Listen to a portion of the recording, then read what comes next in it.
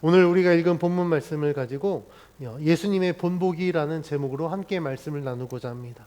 우리 성도님들 롤모델이라고 들어보셨죠? 롤모델은 우리가 어떤 일을 할 때 그 일을 잘하는, 그리고 가장 완벽하게 배울 수 있는 어떤 한 사람, 아니 어떤 한 케이스를 우리가 표본 삼아서 그걸 통하여서 일을 배우거나 삶을 배울 때에 우리는 그것을 롤모델이라고 이야기를 합니다.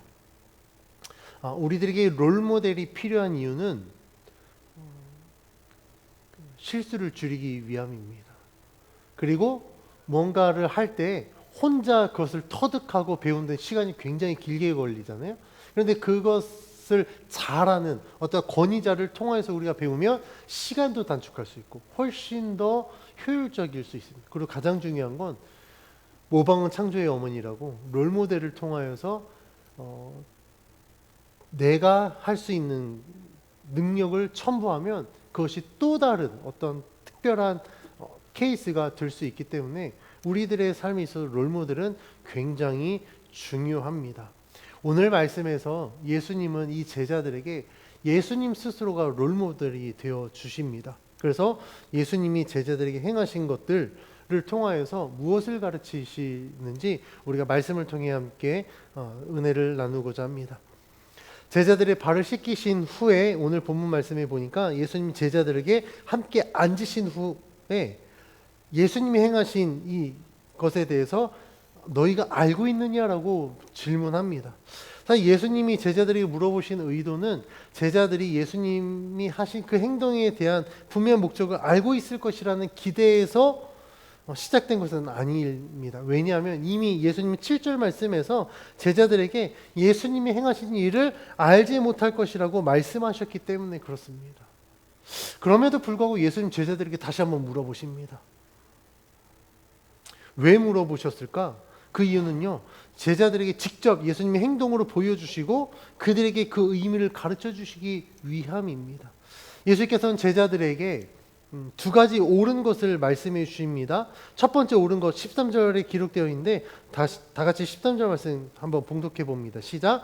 너희가 나를 선생이라 또는 주라 하니 너희 말이 옳도다. 내가 그러하다.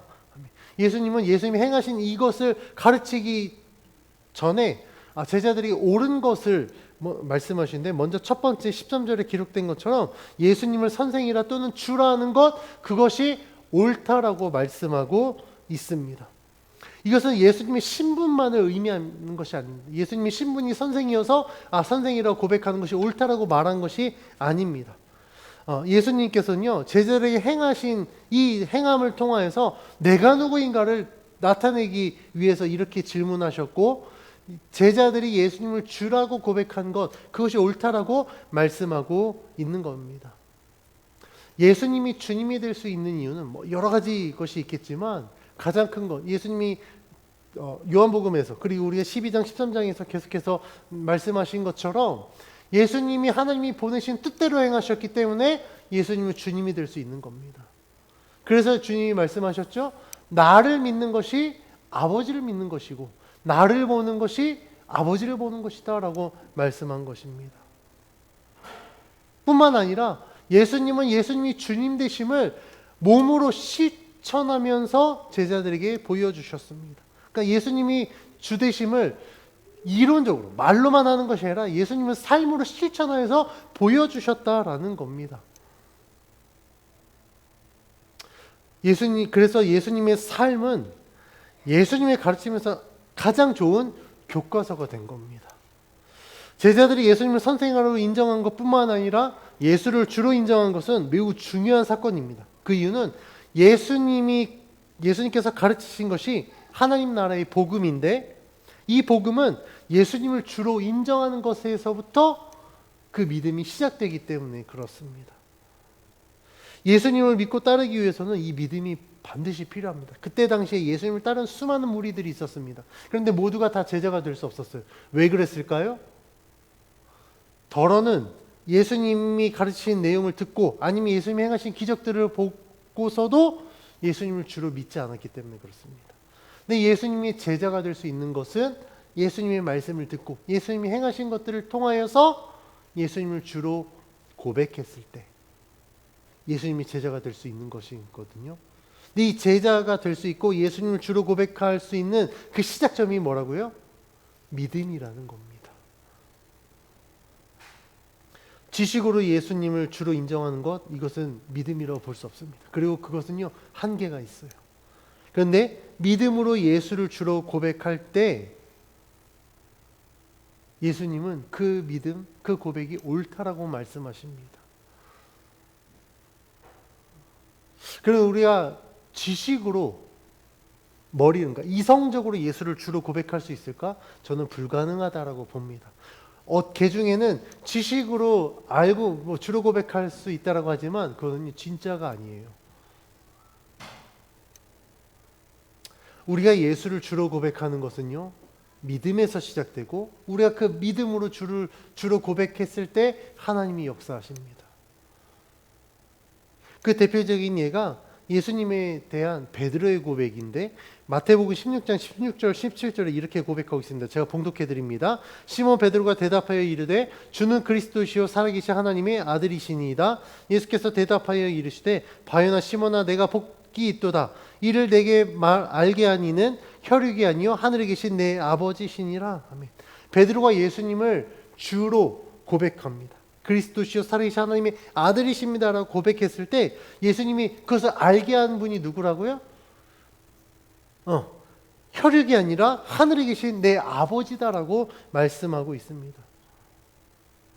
예수님의 말씀에서 알 수 있는 사실은요, 예수님을 주로 고백하는 것은 혈육의 가르침으로 되는 것이 아니라 하나님께서 그것을 알게 하셨을 때, 그리고 믿음으로 고백했을 때 가능하다라는 사실입니다.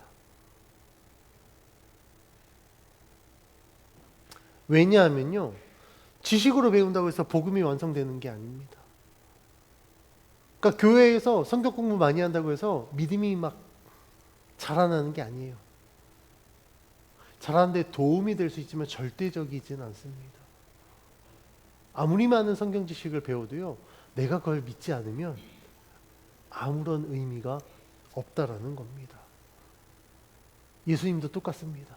예수님이 아무리 십자가에 못 박혀 죽으셨다고 해도 우리가 예수님을 주로 믿지 않으면 그 대속의 은혜는 나의 은혜가 될 수 없는 거예요. 대속의 은혜가 나의 은혜가 될 수 없다는 건 나는 죄사함을 받을 수 없고 죄사함을 받을 수 없다는 것은 구원받지 못한다는 것을 의미합니다. 그런데 예수님 말씀처럼 우리가 예수를 주로 고백하는 건 누가 알게 하신 거라고요? 목사님이 알게 하셨다고요? 아니 누가 알게 하셨다고요? 아닙니다. 하나님이 알게 하셨다라는 겁니다. 할렐루야. 하나님께서 목사님을 통해서 아니면 주변에 나를 전도했던 전도자를 통해서 아니면 나 어떤 영적인 멘토를 통해서 하나님이 깨닫게 하셨고 믿게 하셨기 때문에 우리가 예수를 주로 고백할 수 있다라는 겁니다. 그래서 예수님께서는요, 이런 측면에서 13절 말씀에 기록된 것처럼 예수를 주로 고백했다, 그것이 옳다라고 말하는 것은 너희들이 하나님께서 너희들이 입술을 통해서 고백하게 하셨을 때 너희들이 고백한 것 옳다라는 겁니다. 비록 제자들이 아직 예수님이 자신들의 발을 씻기신 이유, 목적 알지 못합니다. 그리고 앞으로 예수님 십자가 지실 것 아직 제자들이 알지 못합니다. 그러나 예수님이 그들을 옳다라고 하신 것은 하나님께서 깨닫게 하신 대로 예수를 주로 고백했기 때문에 너희들의 그 믿음의 고백이 옳다라고 칭찬하신 것입니다. 예수님은 제자들의 이 믿음을 완성하기 위해서 하나님의 말씀에 대한 순종의 모습을 직접 보여주셨습니다. 예수님은 세상으로부터 섬김을 받으러 온 것이 아니라 섬기기 위해서 이 땅에 오셨다라고 말씀하셨습니다. 마가복음 10장 45절에서 예수님 이렇게 말씀하십니다. 인자가 온 것은 섬김을 받으려 함이 아니라 도리어 섬기려 하고 자기 목숨을 많은 사람의 대속물로 주려 함이니라 라고 말씀하고 있습니다. 예수님은요, 섬김을 받으시기에 충분하십니다. 섬김을 받으셔야 될 분입니다. 그럼에도 불구하고 예수님은 이 땅에 오신 목적이 내가 섬김을 받으려 함이 아니다라고 말씀하고 있습니다. 오히려 내가 세상을 섬기러 왔다. 그리고 나 자신을 대속물로 주려 함이다라고 말씀하고 있습니다. 예수님이 왜 이렇게까지 하셨을까요? 예수님이 이렇게 하신 이유는 딱 하나입니다. 하나님의 구원 계획을 완성하기 위함입니다. 세상을 향한, 즉 우리를 향한, 나를 향한 하나님의 그 사랑을 직접 보여주시기 위해서 예수님이 이 땅에 오셨다라는 겁니다. 그래서 예수님의 우리가 삶은 곧 하나님께 대한 순종이라고 말할 수 있습니다. 섬김을 받으시기에 충분하신 분이 도리어 섬기러 오셨습니다. 왜요? 그게 하나님의 뜻이었기 때문에 그렇습니다. 나 살기도 바쁜데 나 자신을 대속물로 내어주셨습니다. 왜요? 생명이 소중하지 않아서요? 하나님이니까 생명 하나 줘도 다시 생명 얻을 수 있으니까요? 그렇지 않아요. 예수님이 왜 그렇게 하셨냐면 그게 하나님의 뜻이었기 때문에 그렇습니다. 그러니까 예수님의 이런 모습은, 이런 삶은 우리가 하나님 앞에 어떻게 순종해야 될지 순종의 본보기를 보여주신 것입니다. 예수님께서 제자들에게 이렇게 친히 섬김의 본을 보이신 이유는 제자들도 예수님과 같이 섬겨야 될 자들이었기 때문에 그렇습니다. 그래서 오늘 본문 15절에서 예수님은 다음과 같이 말씀하십니다. 15절 말씀 같이 봉독해 봅니다. 시작. 내가 너희에게 행한 것 같이 너희도 행하게 하려 하여 본을 보였노라. 아멘. 예수님이 제자들에게 왜 이렇게 하셨다고요? 제자들에게 본을 보이기 위해서 이렇게 하셨습니다. 그러면 왜 제자들은 이 예수님이 행하신 대로 행해야 되는가? 그 이유는요, 예수님이 십자가 못 박혀 죽으십니다. 그리고 3일 만에 부활하시죠. 그리고 40일 동안 그들과 함께 하시고 예수님이 이제 승천하십니다. 그러면 복음 사역은 끝나는 것인가? 아니죠. 예수님이 이제 하나님께로 가면 이 복음 사역은 누가 해야 됩니까? 제자들이 해야 되거든요. 근데 이 복음 사역의 핵심이 있습니다. 복음 사역의 핵심은요, 바로 예수님처럼 섬기는 마음이 있지 않으면 절대 복음 사역을 할 수 없습니다. 그러니까 예수 그리스도께서 행하신 대로 하나님 나라의 복음을 증거하기 위해서 가장 필요한 게 뭐라고요? 섬김의 마음이라고요. 그래서 예수님은 그 사역을 감당해야 될 제자들에게 예수님이 친히 섬김의 본을 보여주시고 너희가 이렇게 해야 된다라고 말씀하시는 것입니다.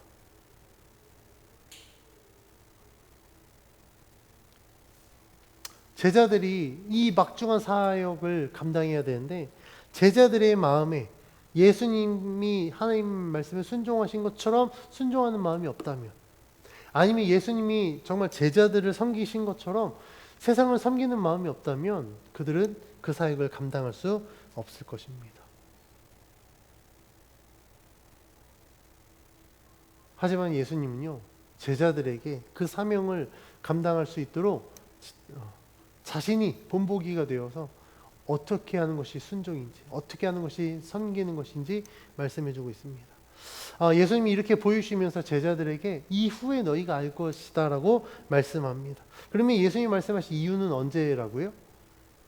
오순절 성령 강림 사건 이후에 예수님이 약속하신 대로 보혜사 성령께서 제자들에게 예수님이 말씀하신 것, 예수님이 보여주신 것, 그 모든 것을 깨닫게 하여 주셨을 때 제자들이 비로소 예수님이 말씀하신 대로 그 사명을 감당하게 됩니다.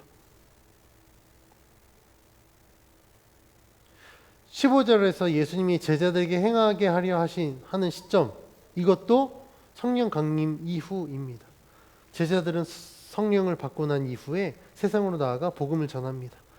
복음서에서 사실 보이는 제자들의 모습은 굉장히 어리버리합니다.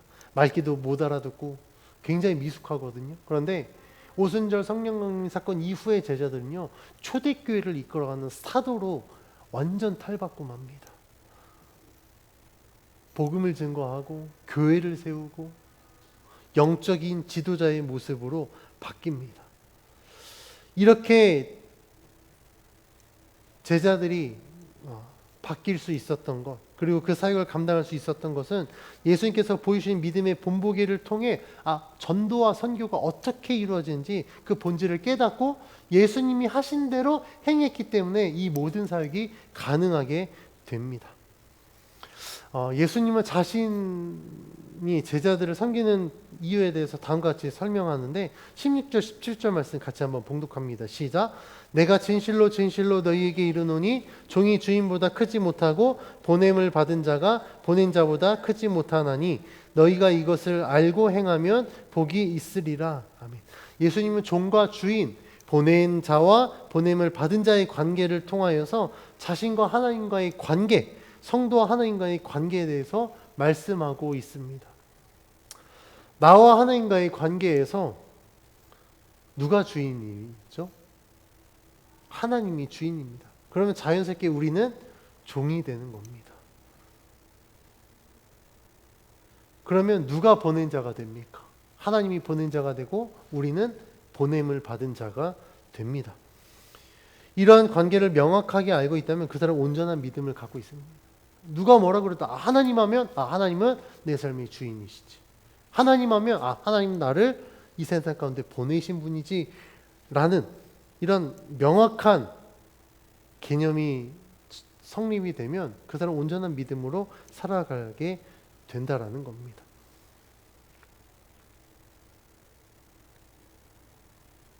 이런 사람은요, 신앙생활을 할 때 전혀 고민이 없습니다. 근심과 염려가 없습니다. 왜냐하면 하나님이 내 삶의 주인이시고 하나님 나를 세상에 보내신 분이다.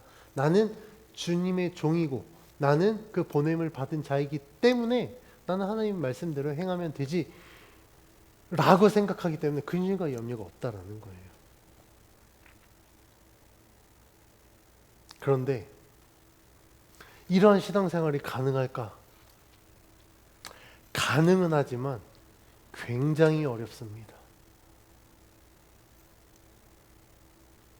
왜 그럴까요? 우리들은 아직 연약함이 있기 때문에 그렇습니다. 아마 우리 성도님들 오늘도 예배드리고 예수님 믿는다고 하지만 아마 성도님들 지금 머릿속에 막 고민이 있는 게 있을 거예요. 풀리지 않는 문제들이 있을 겁니다. 이걸 어떻게 해결해야 될까? 그런 걱정과 근심이 그 걱정과 근심으로 끝나면 상관없습니다. 그런데 그 걱정과 근심이 우리를 계속해서 짓누르고 있으면 그것은 두려움으로 바뀌게 되고 그 두려움은 감당할 수 없는 삶의 문제로 우리에게 다가오게 됩니다. 그러면 이런 고민과 근심의 원인은 무엇일까요? 왜 우리는 예수 믿으면서도 근심하고 고민하게 될까요? 불확실한 미래 또는 아니면 만족하지 못한 이 현실의 지금 상황 때문에 우리는 근심하고 염려할까요? 물론 그것도 하나의 원인이 될 수 있겠지만 절대적인 원인은 아닙니다.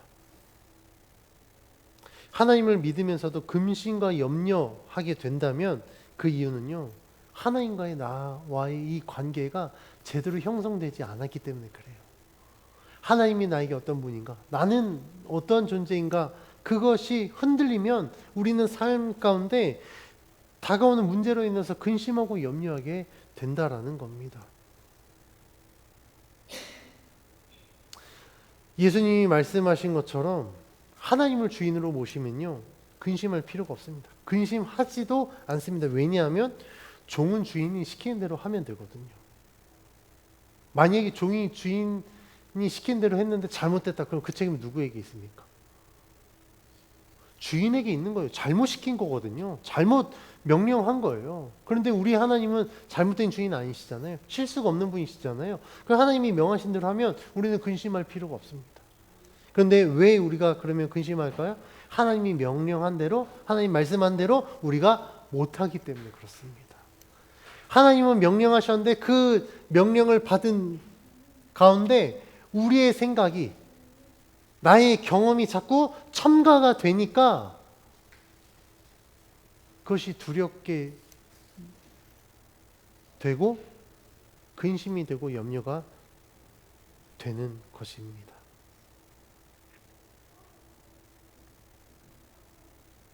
하나님이 명령하신 대로만 하면 되는데 하나님에 대한 신뢰가 없기 때문에 우리는 의심하게 됩니다. 하나님이 나한테 왜 이런 일을 시키신 거지? 야, 진짜 하나님이 하라는 대로 하면 진짜 이렇게 이루어질까? 막 이런 의심이 생기는 거예요. 그런 의심이 시작되면 하나님 말씀대로 우리 못 삽니다. 그런데 중요한 건요, 이런 의심은요, 죄의 시작이라는 걸 우린 분명히 알아야 됩니다. 의심은 죄의 시작입니다. 왜냐하면요, 그 의심은 우리로 하여금 하나님과의 관계, 그 신뢰관계를 깨뜨려 버리기 때문에 그렇습니다. 신뢰관계가 깨지면 당연히 하나님 말씀대로 순종하지 못하게 되겠죠. 그 대표적인 예가 아담과 하와입니다. 하나님이 분명히 말씀하셨어요. 동산 중앙에 있는 열매 먹지 말아라. 근데 뱀이 유혹하죠. 뱀이 유혹했을 때 하와가 어떻습니까? 하나님 말씀에 대한 의심이 생기게 돼요. 야, 진짜 먹지 말아야 될까? 진짜 죽을까? 뱀은 그렇게 얘기 안 했는데. 그러니까 하나님 말씀에 대해 의심이 시작이 되니까 어떻게 합니까? 죄를 짓게 되죠. 또 다른 예를 들어볼까요? 이스라엘 백성들이 출애굽합니다. 하나님이 가나안 땅을 약속하셨습니다.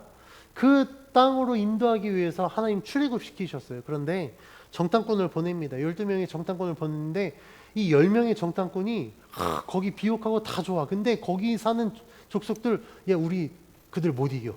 덩치가 너무 좋고, 야, 걔네 쓰는 무기가 너무 뛰어서 전쟁 해보나 마나 우리는 그들 앞에 메뚜기야 라고 보고했을 때 이스라엘 백성들 어떻게 합니까?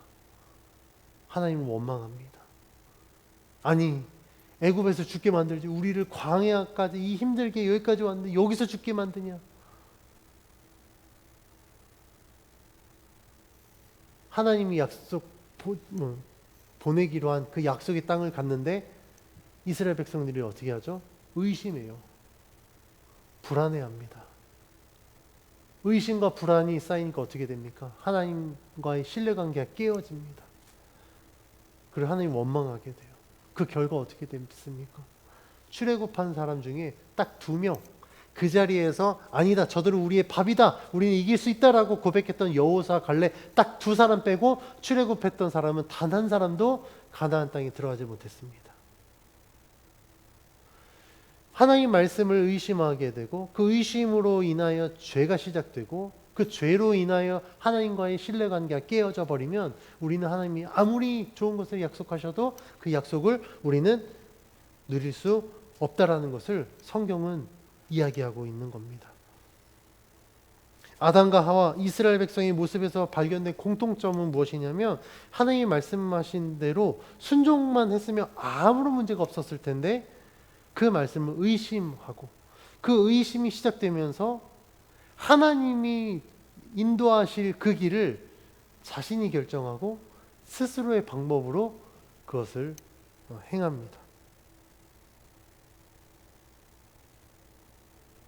그 결과는 안 봐도 뻔합니다. 절대 성공할 수 없습니다. 의심하고 죄를 지어 하나님과의 신뢰관계가 깨어진 결과가 어떻습니까? 아담과 하와는 에덴 동산에서 쫓겨났습니다. 이스라엘 백성들은요, 광야 생활을 하게 됩니다. 하나님 말씀에 대한 불신의 대가를 아주 톡톡히 치르게 되었다라는 겁니다. 그런데 문제는 우리도 이러한 모습으로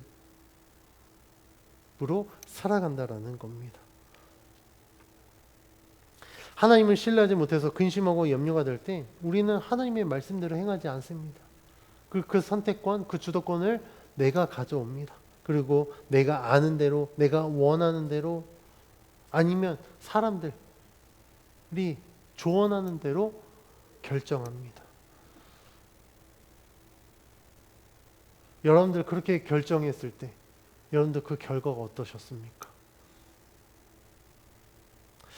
저의 이 삶에서도 그랬지만 그 결과가 만족스럽지 못했을 겁니다. 저는 하나님 없이 제가 스스로 결정했을 때 전 단 한 번도 만족하지 못했습니다.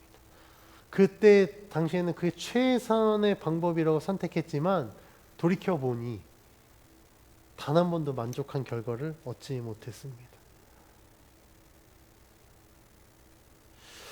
만족한 결과를 못 얻었을 뿐만 아니라 가장 중요한 건 뭐냐면 그 하나님 말씀에 대한 불신에 대한 독특한 대가를 치렀다라는 겁니다. 예수님께서는 이런 인간의 연약함을 아주 잘 알고 계셨습니다. 그래서 제자들에게 17절에 기록한 것처럼 너희가 이것을 알고 행하면 복이 있으리라 라고 말씀합니다. 어떻게 하면 복이 있다고요? 이것을 알고 행하면 복이 있다라는 거예요. 여기서 복되다에 사용된 헬라어 마카리오스는요, 다른 복음서에서도 사용됩니다. 특히 팔복 말씀에 심령이 가난한 자는 복이 있나니, 이 팔복에 사용된 이 복되다라는 헬라어도 이 마카리오스입니다.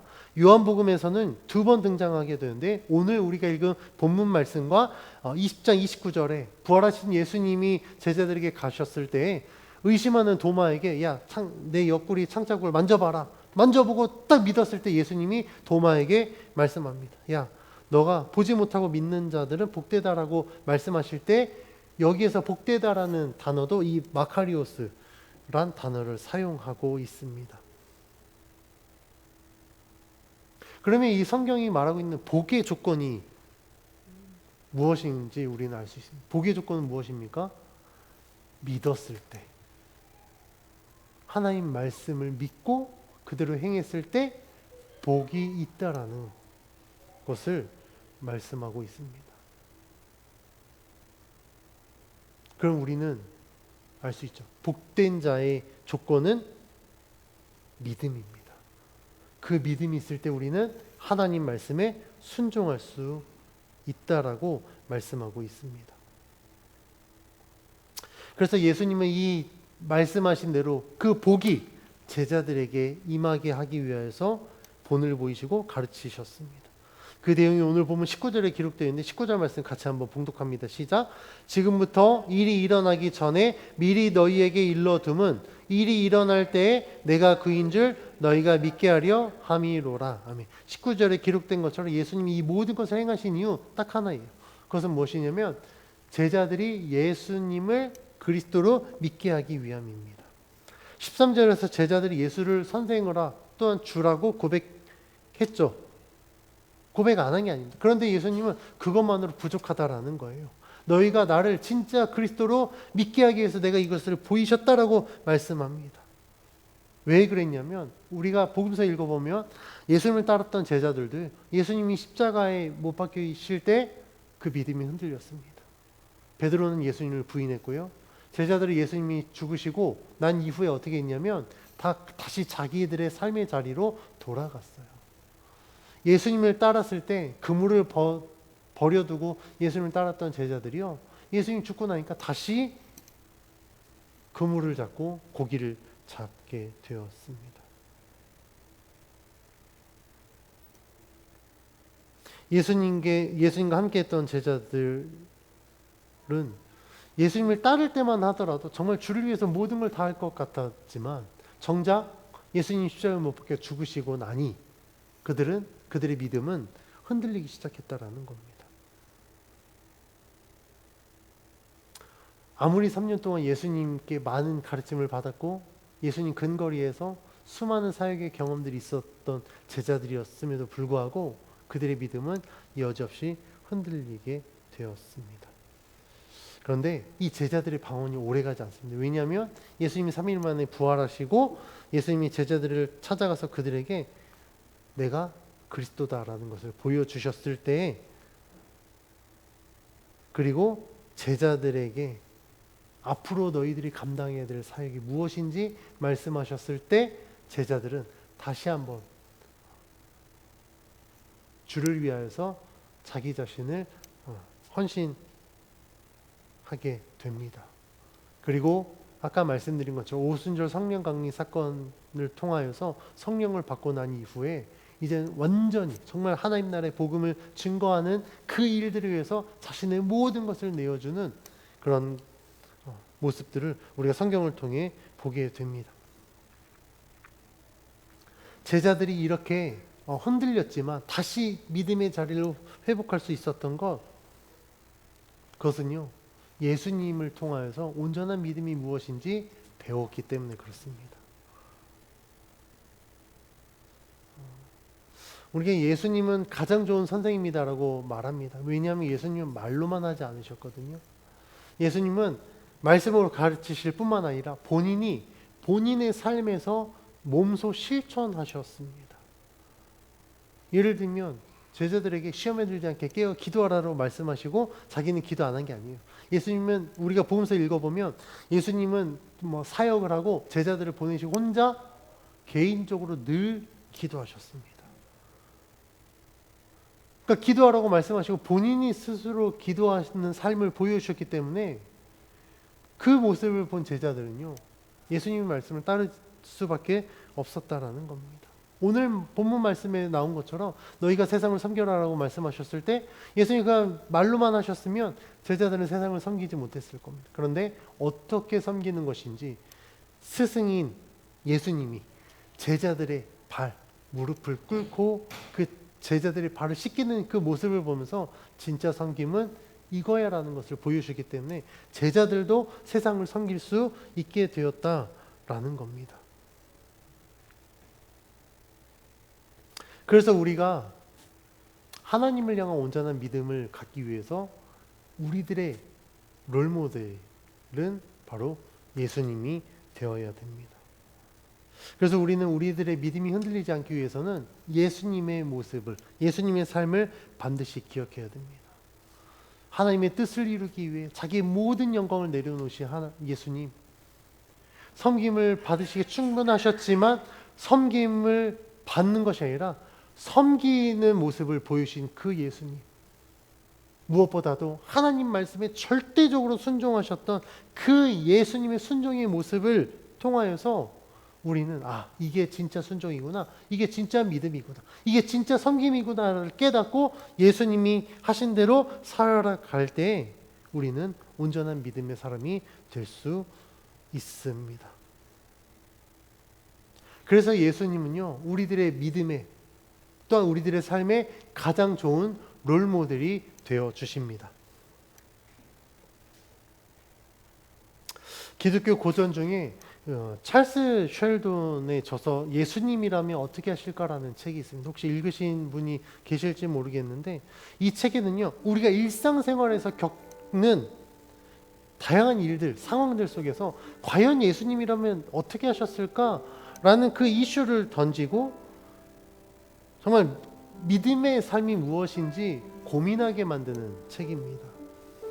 이 책의 핵심은요, 예수님을 믿는 성도는 세상적인 방법으로 살아가는 것이 아니라 하나님의 말씀대로, 그리고 예수님이 우리들에게 보여주셨던 그 본보기대로 우리가 살아야 된다라는 믿음의 경각심을 일깨워주는 책입니다.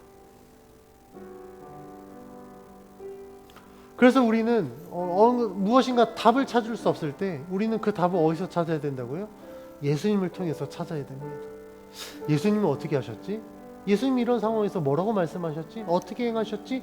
성경 가운데 나온 그 예수님의 모습을 통해서 예수님이 이렇게 용서하셨구나, 예수님이 이렇게 섬기셨구나, 예수님이 이렇게 순종하셨구나 라는 것을 깨닫고 우리도 그렇게 살아야 됩니다.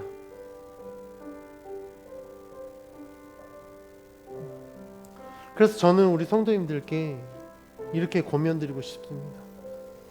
그리스도인들이 이 세상에 살아가면서 잊지 말아야 할 것이 있습니다. 어떻게 믿음 생활을 해야 하나님이 기뻐하실지, 정말 구원의 열매를 맺을 수 있을지, 하나님 나라를 이루어갈 수 있을지 우리는 늘 고민해야 됩니다. 신앙생활을 오래 하신 분들은 이런 질문에 대한 정답을 알고 있습니다. 그런데 문제는요, 알고 있는데 실천하지 못한다라는 겁니다. 믿음의 완성은요, 지식으로 끝나는 것이 아니라 우리가 그것을 살아냈을 때, 그것을 실천했을 때 완성됩니다. 그래서 야고보서 2장 17절 말씀에서 행함이 없는 믿음은 죽은 믿음이라고 말씀하고 있습니다. 그래서 우리는 오늘 본문 말씀에서 예수님이 보여주신 것처럼 예수님을 통해서 어떻게 살아야 될지, 어떻게 순종하고 어떻게 섬겨야 될지 우리는 그 답을 찾아야 됩니다. 그리고 답을 찾았다고 한다면 예수님이 보여주신 그 모습대로 우리가 살아가야 됩니다. 이러한 삶이 진짜 그리스도인의 삶이고, 하나님이 우리들에게 명하신 것처럼 우리가 세상의 빛과 소금이 되어 정말 이 어두워져간 이 세상을 우리가 복음으로 변화시키게 될 줄 믿습니다.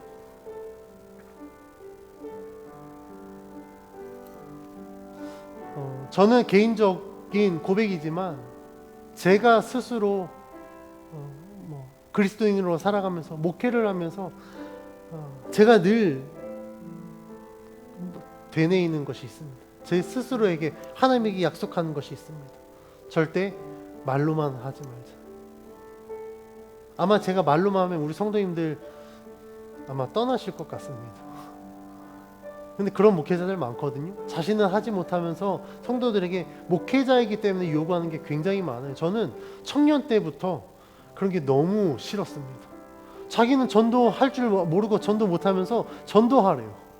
그리고 전도하러 가면 목사님은 전도 안 하고 있어요. 과연 성도들이 따라올 수 있을까? 제가 본 제 사역의 현장에서는요, 목회자가 안 움직이면 성도들 절대 안 움직입니다. 우리 성도님들도 그러실 거 아니에요. 제가 뭐 하자고 했는데 저는 안 하고 성도님들만 보내놓고 저는 안 하고 있으면, 더운데 전도하라고 내보내놓고 저는 혼자 에어컨 쐬면서 전도 잘하고 오셨습니까? 라고 한다면 물론 우리 성도님들 착하시니까 하겠죠? 근데 집에 가서 아마 욕할 겁니다. 지는 안 하면서 왜 우리만 시키지? 그런데요, 예수님은 그러지 않으셨습니다. 예수님 자신이 할 수 없는 것들을 요구하지 않으셨어요. 예수님은요, 요구하신 이유가 있습니다. 왜냐하면 본인이 그렇게 살으셨거든요. 본인이 그렇게 행하셨거든요. 예수님이 행하셨다는 건 예수님이어서 가능한 것이 아니었습니다. 왜냐하면 예수님도 인간의 모습으로 오셨기 때문에, 인간의 모습으로서 예수님이 하셨다라는 건 우리 인간도 다 할 수 있다라는 것을 예수님이 몸소 보여주신 것입니다. 그래서 저는 믿음으로 권면합니다. 우리가 어떻게 사는 삶이 진짜 믿음의 삶일까? 예수님을 통해서 보시면 됩니다. 어떻게 살아가는 것인지 예수님을 보면 알 수 있습니다. 어떻게 순종하는 것이 진짜 순종인지 예수님의 순종의 모습을 통해서 알 수 있습니다. 그래서 저는 오늘 이 말씀을 통하여서 제 스스로가 그렇게 약속하고 또 우리 모든 성도들과 함께 그렇게 약속하기를 원합니다. 우리들의 삶의 가장 좋은 본보기는 예수 그리스도입니다. 우리들의 삶과 신앙의 가장 좋은 교과서는 바로 예수 그리스도입니다. 다른 어떤 것보다도 예수님을 통해서 우리가 믿음을 배우고 예수님을 통해서 정말 그리스도인의 삶을 배웠을 때 우리들은 온전한 믿음의 성도로 살아가게 될 줄 믿고, 그 예수 그리스도로 말미암아 정말 하나님이 원하시는 뜻을 이루는 우리 모두가 되길 주의 이름으로 간절히 축원합니다.